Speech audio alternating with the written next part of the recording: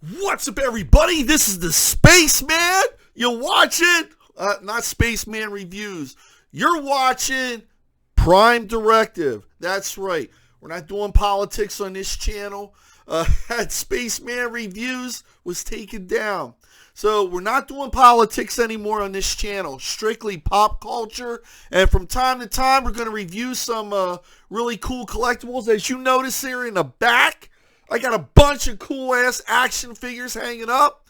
We'll be taking a look. We'll be taking tours of the Spaceman's domain.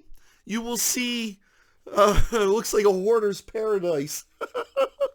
But if you want to check out my political videos, and believe me, I don't hold back. And I always tell it like it is.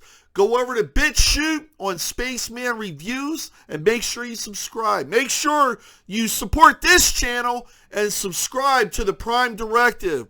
With that being said, this is my very first episode. Oh, I'm back, baby. I'm back.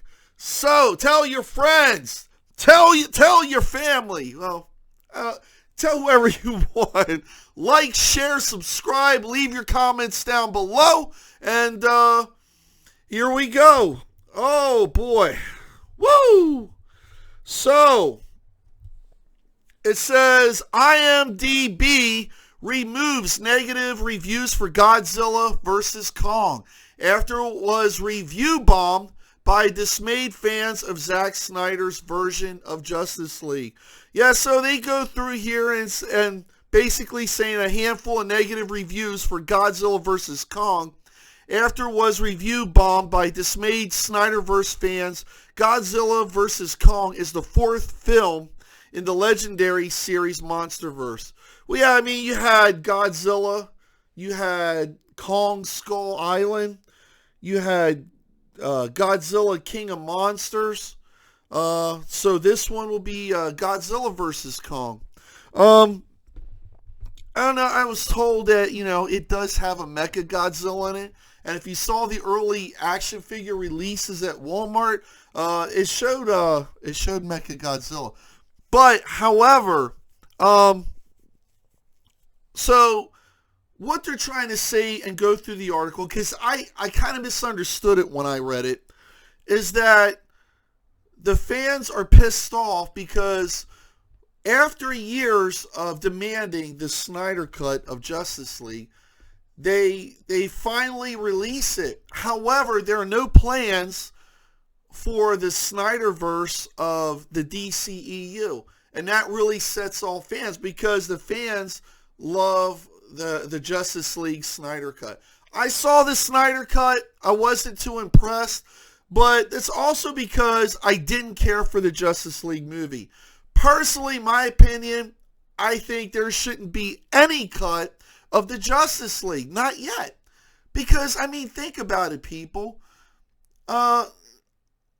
You don't go to the Super Bowl. You don't have a Super Bowl after just one playoff. We should have had a couple more movies with just Ben Affleck and Jeremy Irons as Alfred. We should have had a couple Batman movies for that. We should have had a couple more Aquaman movies. A couple more Man of Steel movies. And maybe, you know, a couple more better done Wonder Woman movies. Because that Wonder Woman 84 was pure garbage. It's just, you have so many conflicting visions coming from different directors for one DCEU. And it shows that in the movies. I mean, if you look at Batman versus Superman, it's just too much going on. It should be bringing two of the best DC superheroes together. And instead, what you get is, you get Batman versus Superman, then you throw in Wonder Woman, then they throw in Doomsday, and it becomes the death of Superman.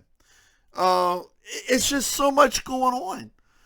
And it's hard to be committed to the movie when there's so much going on that you get lost. Well, then they bring out Justice League. And it was just a total disaster. There was a lot of stuff surrounding Henry Cavill having to airbrush over his upper lip because he had a mustache. He didn't want to cut it off, or it was just a total disaster. I mean, it did have some okay moments, like when Superman headbutted Wonder Woman into the concrete. That was my best. That was my best moment for that, but not enough to watch this dumpster fire all over again. Now, the Zack Snyder cut, finally they released it. Most people were pleased, and it has generated a lot of revenue for HBO Max, which we're going to get a look at that too. So now that they released it, 4 hours, 4 effing hours of Justice League. I mean, you can't tell. I'm sorry, you can't keep me entertained for 4 hours.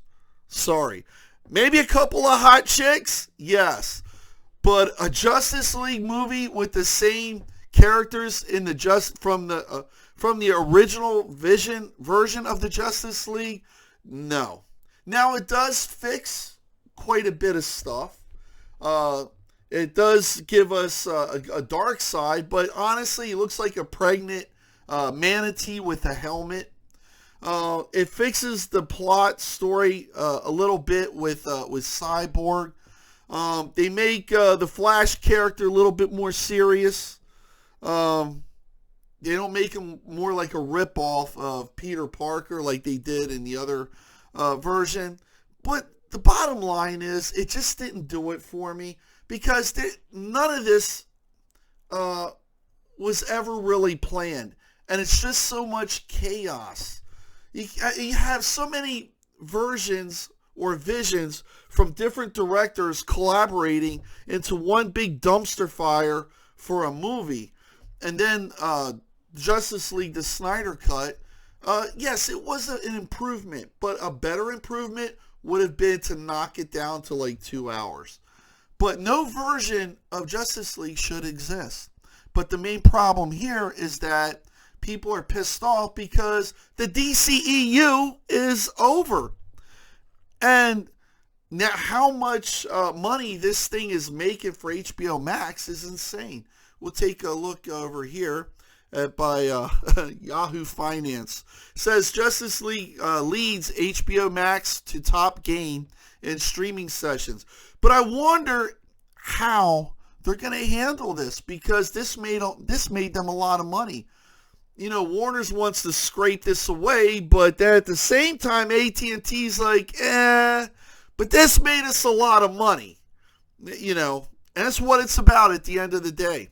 AT&T's HBO Max had the biggest increase in video streaming last week as viewers flocked to a recruit version of the superhero epic Justice League. Okay, I saw both versions. There's nothing fucking epic about any of it. Excuse my French. Warner Media's streaming platform recorded 8.9 jump in users as its mobile app, according to Bloomberg's analysis data. Sports streaming service DAZN had the biggest decline in streaming among the top U.S. providers. The Zack Snyder crafted reimagined 4-hour version of Justice League, whose original 2017 cut completed by the different director. There's too many fucking directors. When you have too many captains in a ship, that ship ain't going nowhere. It could end up right down at the bottom of the ocean.